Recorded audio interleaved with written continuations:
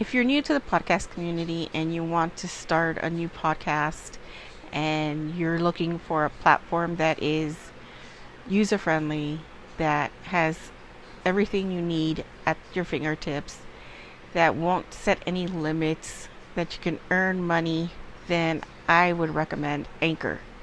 Now, Anchor can be used basically anywhere. You could be in your car, you can be laying on the sofa in bed where you can edit, record, and upload. You can throw in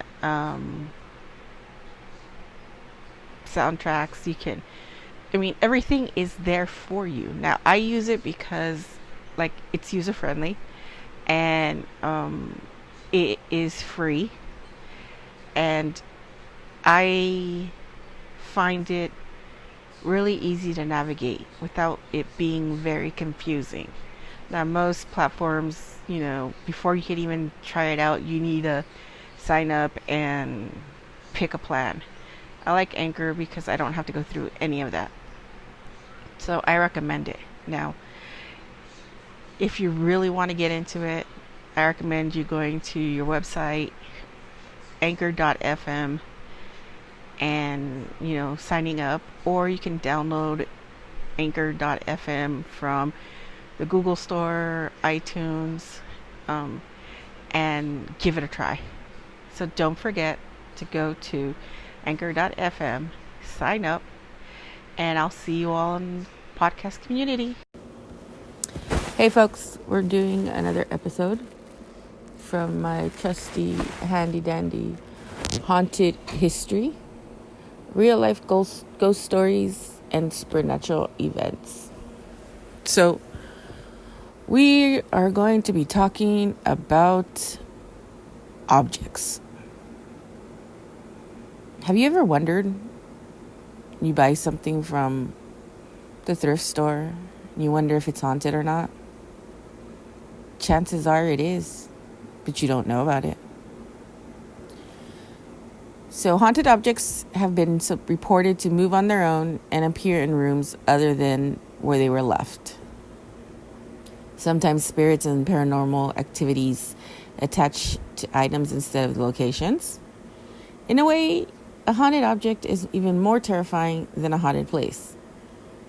I can agree with that, as it can move around, change owners, and end up in your possession without you even having the faintest idea what it is and what's coming at you. So we're going to talk about an object. Let me see how many objects first. Because I think it's just one object. Oh no, it's several. Let's start with the other ones. We're going to talk about 2 dolls. We're going to talk about Robert the doll. Now, dolls are the most basic of children toys, but some history goes back to ancient Egypt or even earlier. Now, these replicas of human form have been used in religious and magical ceremonies for thousands of years. Many people believe that they can have deep powers, including the ability to trap one's person's soul.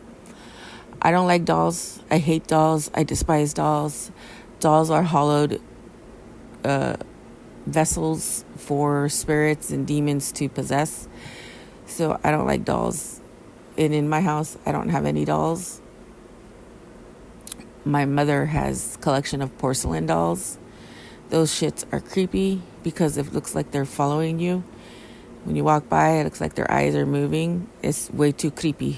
Too creepy for me. Now, there are countless stories of cursed and haunted dolls around the world. And here are 2. Robert the doll. Now, in the early 1900s, when Robert Eugene Otto was just a little boy, he received a doll as a gift. And before you start, back in the day, little boys received toys, and dolls were considered toy. So don't start tripping, chocolate chips. Now, this handmade 40-inch stuffed boy took the name of Robert, and the real little boy went by the name of Gene. Gene loved Robert so much. It's like this little boy loved this doll to death, literally. And he would take and talk to him everywhere as if he was a real person, like a real friend, like a real companion, per se. Robert was given his own room in the attic. See, that's where I would draw the line. I wouldn't give a doll a room in the attic. No way. And if you've seen Robert the doll, no disrespect, dude, because they have a picture of him in the magazine. I'm like automatically, no matter what they say, that he can, through pictures and everything, that he can do his juju. So, no disrespect, Robert. All right, we keep it cool, because I don't need to get cursed and stuff like that from this doll. Robert was said to be seen from the street moving from window to window in the attic. He was heard giggling and shuffling around in the attic. And there were even reports that his expression changed when he listened to conversations. Gene, who was from a prominent family in the Florida Keys, grew up to be an artist known for his eccentricities. He kept Robert his whole life. And when Gene died in his house, and his house was sold, Robert came with it. The artist's house, as it was known, became a hotel, and guests would hear the pitter-patter of dolls' feet and eerie sound of laughter coming from the attic. Now, after 20-some years, Robert was donated to the Fort East Martello Museum in Key West, where he currently sits. But you have to be very respectful of Robert the doll, because they've done episodes of Robert the doll and shit has gone wrong and stuff like that.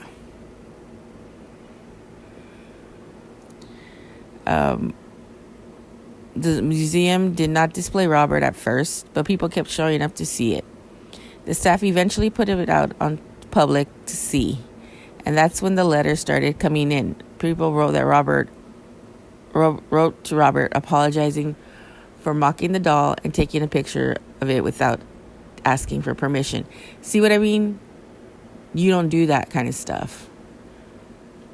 No. Like when I go and chill at the cemetery, I have to cross, I try to calculate, 6 feet, from where the plaque is, kind of judge it.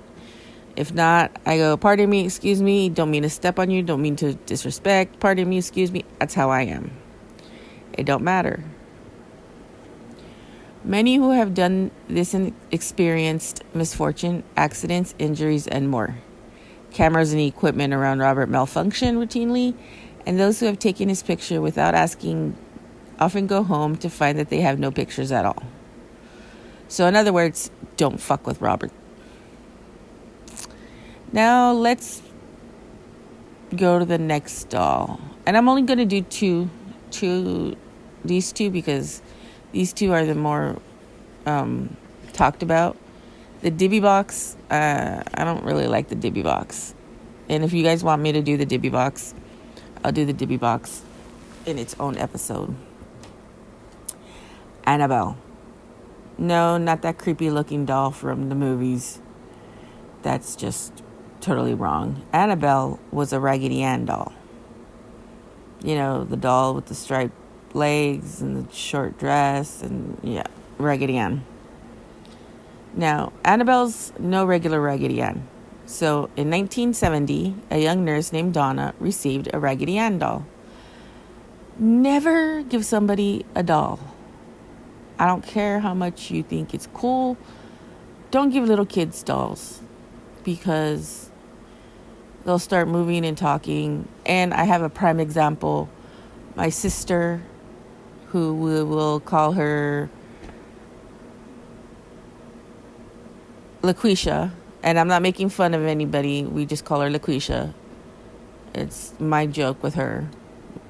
All right, we won't call her LaQuisha because then I'm going to get hate. We'll call her Samantha. Received a Barney dinosaur for her birthday one year. And that damn purple dinosaur had no batteries, and it would turn on and sing, I love you, you love me. In the happy song it would sing. So, no batteries, and that shit would turn on. My sister had a lot of experiences with stuffed dolls, and dolls in general. So, I might get her on an episode to talk about her doll encounter.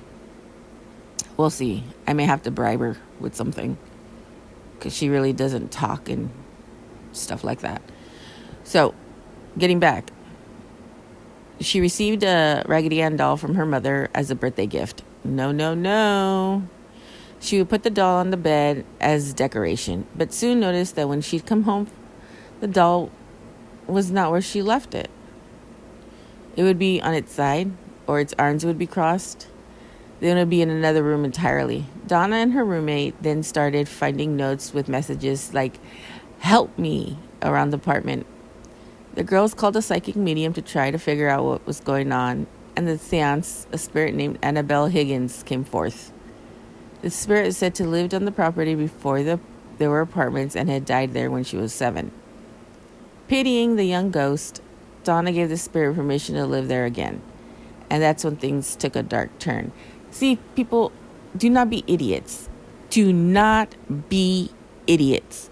Do not give a doll permission. Do not give a spirit permission to live in a doll. If you do that, you're asking for fucking trouble. You are an idiot if you do that. And I don't mean any disrespect, but it's common sense that if you do that, you become an idiot. And idiots, well, bad things happen to idiots. Let's just leave it at that. A friend dreamed that the doll was choking him. When he went to the girl's apartment the next day, he and the roommate heard rustling in Donna's room. When they went in, no one was there. As he approached the doll, he was attacked, raked across the chest by invisible claws. That was enough to convince Donna that the doll was not what it pretended to be. They contacted a priest who brought Ed and Lorraine Warren, paranormal investigators who had also inspected the famous Amityville house in Long Island, New York. They were sure right from the start that the doll was being manipulated by a demonic force and, along with the priest, tried to exorcise it. The Warrens then brought the doll home at Donna's behest. Now, in other words, Donna asked them to take the doll away. This is what you get when you fuck with spirits and seances and shit like that. Now, on the drive home, the Warrens, their vehicle brakes and steering went out. They were threatening to send them careening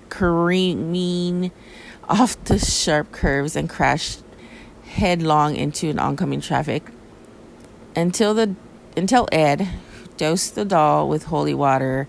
Everything went back to normal. The Warrens built a special case for Annabelle in their museum.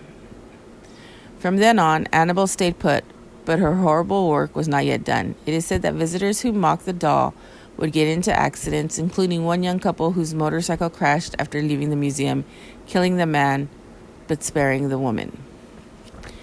This is why you do not, and I repeat, do not fuck with dolls. Yes, in this episode I say fuck a lot, but come on, people. Dolls are creepy. Dolls are... I don't care if it's a Barbie. I don't care if it's a Monster High doll. It is an empty vessel. Empty vessels welcome evil things. You may think it's a good little spirit, it's an evil little spirit that wants to take possession of that doll. You remember Chucky? Look what happened to Chucky. Trust and believe that evil dolls exist. Trust. Things will jump into dolls and use them. All right. That's the episode for today. I hope you all have a wonderful day. Don't forget to like, subscribe, and share. I'd like to thank my new investor for the podcast. This investor believes that I can make it big with this podcast, and the numbers are improving, and the numbers are showing that people out there really like what I'm doing, so I'm going to keep doing it. I do have merch coming along, so we're going to have some tote bags, some baseball caps, some mugs and some stickers to start off with, and then we're going to get some shirts and some sweatshirts and stuff like that later on. But please share. Donations, if you want to donate, by all means, feel free to donate. I already had a couple donations, which allowed me to switch platforms. I will be going live pretty soon, so I will let you all know when I will be live, so you guys can communicate with me via live. And with that being said, don't forget to stay safe, stay warm, stay cool, and collect. Ghosty out.